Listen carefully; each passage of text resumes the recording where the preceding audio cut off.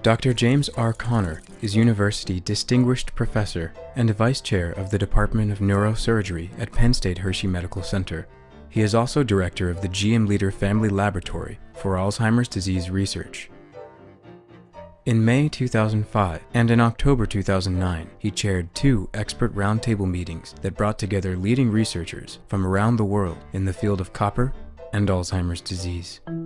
There are many uncertainties about Alzheimer's disease, and certainly the role of copper is one of them.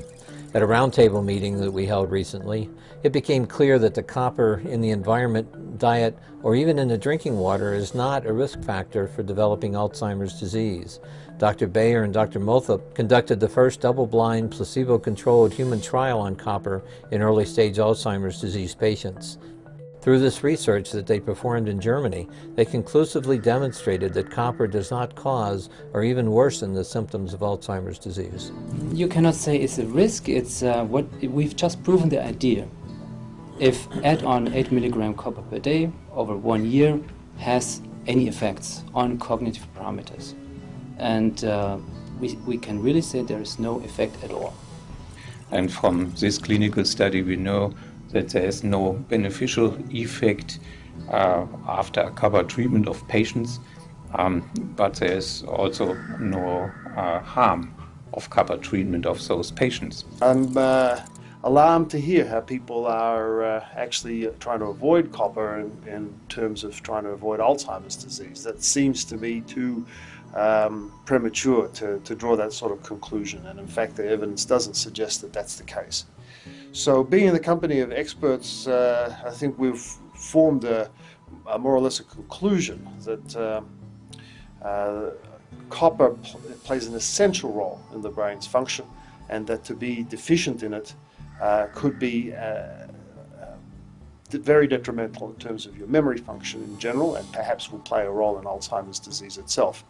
The amyloid problem in Alzheimer's disease might even exacerbate the lack of bioavailability of essential brain copper. It can't be emphasized enough that copper is indeed essential for many brain functions. And even today, new functions of copper are still being discovered. Another crucial aspect about copper in the brain is proper balance. A deficiency or an excess of copper in the brain can both have detrimental neurological consequences. We're finding that in Alzheimer's patients, and even in our elderly population in general, copper deficiency is a very important concern. There's more evidence that copper deficiency occurs in Alzheimer's disease than the likelihood of being exposed to copper causing the disease. All the evidence that we saw in the last meeting and in this meeting is that in fact there is a deficiency of copper in Alzheimer's. Probably that is also supported by the animal models. So there is no reason to think that in fact copper will be involved in Alzheimer's.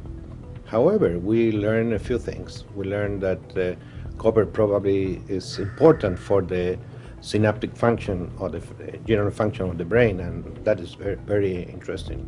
I think what's been assembled though over the last few years is a building case that actually it may be low copper as opposed to copper excess that contributes to the progression of this disease. But independent of that, I think what I was found most excited at this meeting was the discussion of the recent clinical data, which suggests that on top of what a person gets in a normal diet, additional copper did not cause any harm, did not give any risks. I think this is reassuring for those of us who are trying to argue that it's copper deficiency we have to worry about. This gives great comfort. With regard to copper in the brain of the Alzheimer's patients, it's not necessarily a matter of too much or too little copper, but more importantly, whether or not the brain can even access the copper that is present. In the brains of Alzheimer's patients, the copper gets bound up inside these sticky, viscous plaques so that the copper is not really available to the neurons or the brain cells that need it. Neurons need copper to generate the energy to function at their optimal level. So, if there's a deposit of copper sitting next to the neuron, and that neuron cannot get it, then that neuron's actually copper deficient, even though there might be elevated levels of copper in the brain. Dr. Connor's research and the expert roundtable discussions have helped to illustrate copper's role in healthy brain functioning. They have also established a framework for how the general public should understand the role of this critical micronutrient. First off, you have to accept the fact this is an essential nutrient. It's really good for you. And second off, if you're going to do something, say, like take a supplement, many national institutions, such as the Institute of Medicine in the United States, recommend that you should have copper in that supplement along with the other micronutrients, so it's balanced, because ultimately that's what your body needs. Alzheimer's is an extraordinarily complex disease. Based on the data, we've come to the consensus that copper doesn't cause Alzheimer's disease. Indeed, it might even be beneficial. The human and economic toll of Alzheimer's is devastating, so it's imperative that we learn more about what causes it and how it can be successfully treated.